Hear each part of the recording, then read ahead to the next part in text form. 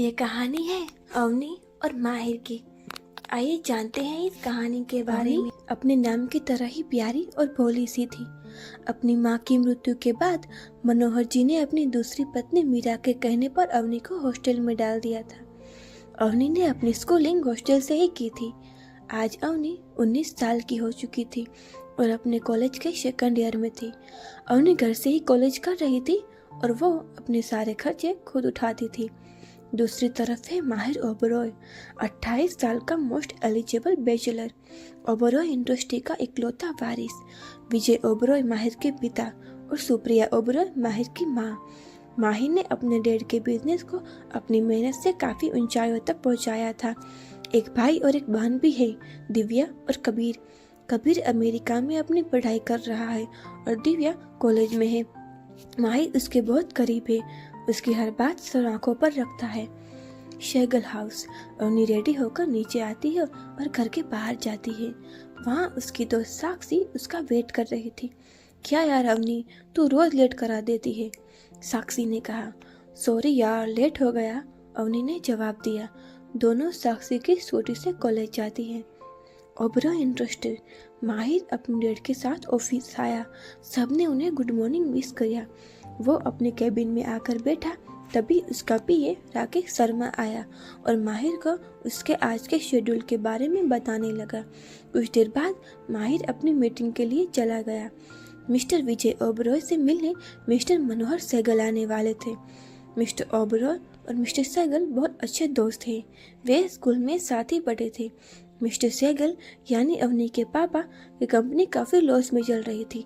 वो चाहते थे कि अवनी की शादी वो माहिर से कराए ताकि उनकी कंपनी में जो लॉस हुआ है वो रिकवर हो सके। उन्होंने मिस्टर ओबरॉय से मिलकर सारी बात कर ली थी। आज वे लोग अवनी को देखने आने वाले थे। विजय और माहिर ऑफिस से घर आते हैं। सुप्रिया सोफे पर बैठी मैगजीन पढ़ रही थी। माहिर आकर अपनी मोम के पास बैठ जाता है। विजय भी वहीं बैठते हैं। विजय नौकरों से दादी को और दिव्या को बुलाने के लिए कहते हैं। सुप्रिया पूछती है, क्या हुआ? विजय कहते हैं, रुको, सबको आ जाने तो बताते हैं। दादी आकर पूछती है, विजय बेटा क्या हुआ, तुमने हमें क्यों बुलाया है? विजय कहते हैं, माँ आप मेरे दोस्त मनोहर को तो जानती ही हैं। हाँ मैं जानती हूँ, लेकिन उनका क्या? माँ आज हमें उनके घर जाना है, मनोहर की बेटी अवनी और माहिर की शादी के रिश्ते के लिए। ये सुनकर सब खुश हो जाते हैं, लेकिन माहिर का चेहरा उतर जाता है। वो कहता है, लेकिन डैड मुझे शादी नहीं करनी है। विजय गुस्से में कहते हैं, लेकिन क्यों माहिर, तुम हर बार मना कर देते हो। इस बार मैं कुछ नहीं सुनूंगा, तुम्हें अवनी से मिलने चलना ही होगा। लेकिन डैड, विजय जी उसकी बात बीच में ही काटते हुए कहते हैं, मुझे और कुछ नहीं सुनना है, सब रेडी हो जाओ, 5 बजे हमें निकलना है।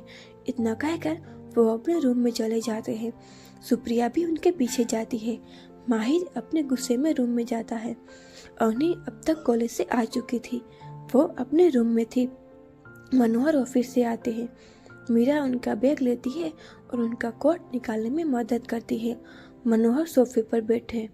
मीरा भी उनके पास बैठती है। वह पूछती है, कैसा चल रहा है काम? मनोहर मीरा को सब बताते हैं और कहते हैं कि विजय ओबरॉय और उनकी फैमिली अवनी को देखने आने वाले हैं।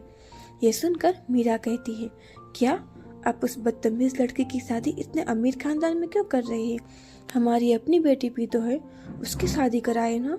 मनोहर कहते हैं, माहिर अवनी से 9 साल बड़ा है और नेहा से वो 12 साल बड़ा है। हम नेहा की शादी उससे नहीं कर सकते। वैसे भी मैं ये सब बिजनेस के लिए कर रहा हूँ। मैं मेरी नेहा की जिंदगी बिजनेस के लिए थोड़ी बर्बाद कर सकता हूँ। अवनी ये सब सीढ़ियों पर खड़ी सुन रही थी। उसकी आंखें ये सुनकर नम हो जाती है और वो अपने रूम में चली जाती है। मनोहर की बात सुनकर मीरा खुश हो जाती है। मनोहर कहते हैं, अवनी को बता देना और कहना 5 बजे तक रेडी हो जाए। इतना कहकर मनोहर चले जाते हैं। मीरा अवनी के रूम में जाती है। अवनी चेयर पर बैठी कुछ लिख रही होती है। मीरा, सुन अवनी, आज तुझे देखने के लिए लड़के वाले आ रहे हैं, तैयार हो जाओ। अवनी, मीरा कहती है, और सुन कुछ ढंग का पहन के आना, ये अपनी शर्ट पहनकर मत आ जाना, समझी? इतना कहकर वह चली जाती है। अवनी की आंखों में नमी आ जाती है। वो मन में ही कहती है, माँ आप क्यों छोड़कर मैं चली गई? मुझे आपकी बहुत याद आ रही है। वो सोचती है आज वो इस रिश्ते के लिए हाँ कर देगी, क्योंकि उसे इस घर से निकलना था। वो अब यहाँ नहीं रहना चाहती थी। अब उसे इस घर में घुटन सी हो रही थी। वो अपने पापा के रूखेपन और अपनी सौतेली माँ से तंग आ गई थी। इतना सोचकर वो रेडी होने लग जाती है। सेगल हाउस। मिस्टर विजय और उनका परिवार आ चुका था। सब बैठकर बातें कर रहे थे। मनोहर मीरा से कहते हैं, अवनी को बुलाओ। मीरा अवनी को लेकर आती है। अवनी बहुत ही खूबसूरत लग रही थी। गोरा रंग और लंबे बाल जो ब्राउन कलर के थे। उसने एक मॉडर्न स्टाइल कुर्ती और उसके नीचे जींस पहनी थी। बाल खुले हुए थे। सब उसे देखते ही रह गए। एक पल के लिए तो माहिर भी उसकी सुंदरता में खो गया। दिव्या उसे कंधा मारती हुई कहती है, भाई कहाँ खो गए? माहिर अपनी नजरें दूसरी ओर कर लेता है। अवनी आकर बैठती है। सुप्रिया उसके माथे पर हाथ फेर कर उससे बात करती है। अवनी को आज इतने सालों बाद अपनेपन का एहसास होता है। वो भी उन्हें बड़े प्यार से जवाब देती है। विजय जी कहते हैं, अवनी बेटा कैसी है आप? अवनी कहती है, अंकल मैं ठीक हूँ, आप कैसे हैं? बेटा हम भी ठीक है, आप क्या कर रही थी? विजय पूछते हैं, जी अंकल मैं अपना कॉलेज कंप्लीट कर रही हूँ, 2nd ईयर में हूँ। ओह बहुत अच्छे। दादी भी अवनी से बात करती है। विजय कहते हैं, भाई हमें तो इस रिश्ते से कोई आपत्ति नहीं है, आप एक बार अवनी से पूछ लीजिए। मनोहर कहते हैं, अवनी को भला क्या आपत्ति हो सकती है? हमें भी यह रिश्ता मंजूर है।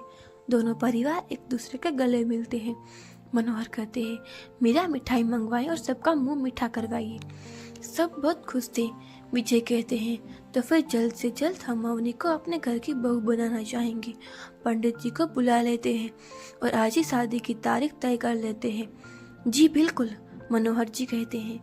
मनोहर पंडित जी को बुलाते हैं। पंडित जी मनोहर और अवनी की कुंडली देखकर बताते हैं कि 2 दिन बाद ही शादी का बहुत अच्छा मुहूर्त है। इस मुहूर्त 3 साल में एक बार ही आता है, जो भी काफी शुभ है। उसके बाद तो 6 महीने के बाद ही कोई मुहूर्त है। विजय कहते हैं, फिर तो 2 दिन बाद ही शादी कर लेते हैं और अभी रोका कर लेते हैं। सुप्रिया भी उसकी हाँ में हाँ मिलाते हुए कहती है, जी बिल्कुल आप ठीक कह रहे हैं। माहिर और अवनी को एक साथ सोफे पर बिठाया जाता है। दोनों की नजरें नीचे ही थी। पंडित जी विधि शुरू करते हैं। सुप्रिया अवनी को एक पिंक रंग का बहुत ही प्यारा दुपट्टा उठाती है। मीरा अवनी को रिंग देती है और सुप्रिया माहिर को। पंडित जी दोनों को एक दूसरे को रिंग पहनाने के लिए कहते हैं। दोनों की नजरें एक दूसरे पर आती है। अवनी वापस अपनी नजरें नीचे कर लेती है। माहिर को अवनी की आंखों में कुछ अलग सा दर्द दिखता है। वो अवनी को रिंग पहनाता है। उसके हाथ को छूते ही एक अलग सा एहसास होता है। अवनी भी माहिर को रिंग पहनाती है। सब लोग बहुत खुश थे। माहिर की फैमिली खुश थी क्योंकि उनके घर में इतनी खूबसूरत और प्यारी अवनी आ रही थी, और अवनी का परिवार इसलिए खुश था क्योंकि अब अवनी उनके घर से हमेशा के लिए चली जाने वाली थी और उनका बिजनेस भी अब ठीक होने वाला था। सब हॉल में बैठे हुए थे। अवनी सुप्रिया और विजय के बीच में बैठी हुई थी। उसकी नज़र बार बार माहिर पर जा रही थी, जो अपने फ़ोन पर किसी से बात कर रहा था। अचानक दोनों की नज़रें मिलती है। अवनी अपनी नज़रें नीचे कर लेती है। सुप्रिया कहती है कि कल हम अवनी को लेने के लिए कार भेज देंगे और शादी की शॉपिंग भी कर लेंगे। मीरा जी कहती है, जी ठीक है। फिर सुप्रिया अवनी से पूछती है, ठीक है ना बेटा, तुम्हें कोई एतराज़ तो नहीं है ना? अवनी कहती है, नहीं आंटी। बेटा आंटी नहीं मोम बोलो। ओके मोम, अवनी कहती है। विजय और मनोहर बिजनेस की बातें कर रहे होते हैं। इतने में सुप्रिया कहती है, जी चले घर जाकर शादी की तैयारियां भी तो करनी है। सब लोग विदा लेकर ओबरॉय सदन के लिए निकल जाते हैं। उनके जाने के बाद मीरा उठकर कहती है, मैं जा रही रूम में, बहुत थक गई। सब अपने अपने रूम में चले जाते हैं। अवनी अकेली सोफे पर बैठी कुछ सोच रही थी। उसकी आंखों में नमी होती है। वो भी उठती है और रूम में चली जाती है। कमरे में आकर वो अपना मिडल बेड पर रखती है और कबर्ड से कपड़े निकालकर नहाने चली जाती है। वो नहाकर आती है, ड्रेसिंग टेबल पर रखे ड्रायर से बाल सुखाती है और मॉइस्चराइजर लगाकर बेड पर बैठती है और साक्षी को कॉल करती है। साक्षी कॉल उठाते ही कहती है, क्यों मेरी जान, आज तूने सामने से मुझे कॉल कैसे कर लिया? अवनी कहती है, तुझे कुछ बताना था। वो बोल ना मेरी जान, साक्षी कहती है। अवनी उसे आज जो भी हुआ वो सब बताती है। ये सब सुनकर साक्षी को शौक में आ जाती है और कहती है, अवनी, क्या तुम्हारा दिमाग खराब हो गया? तू ऐसे कैसे किसी से भी शादी कर सकने के लिए तैयार हो सकती है, और सगाई भी कर ली वो भी बाजी? क्या तू पागल हो गई है? अवनी कहती है, यार तू जानती है मैं इस घर से जितना जल्दी हो सके जाना चाहती हूँ। मुझे यहाँ अब घुटन सी होने लगी है। साक्षी अवनी के पूरे परिवार के बारे में सब जानती थी। अवनी और साक्षी बेस्ट फ्रेंड है। अवनी अपनी जिंदगी की सारी खुशियाँ और तकलीफ सब साक्षी को बताती है। साक्षी के अलावा अवनी का कोई नहीं था जिस पर वह भरोसा कर सके। उसकी बात सुनकर साक्षी कहती है, यार मैं समझती हूँ सब, लेकिन तू श्योर है ना कि तू खुश रहेगी? अवनी कहती है, अब मैंने सब किस्मत पर छोड़ दिया है, और वैसे भी मैं कौन सी यहाँ पर खुश हूँ। साक्षी कहती है, वो भी है, लेकिन ध्यान रखना, और मेरी ज़रूरत लगे तो कॉल करना, और तेरी शादी के दिन मैं आ जाऊँगी, ओके? अवनी कहती है, हाँ ठीक है, और सुन, मैं कल कॉलेज नहीं आ पाऊँगी।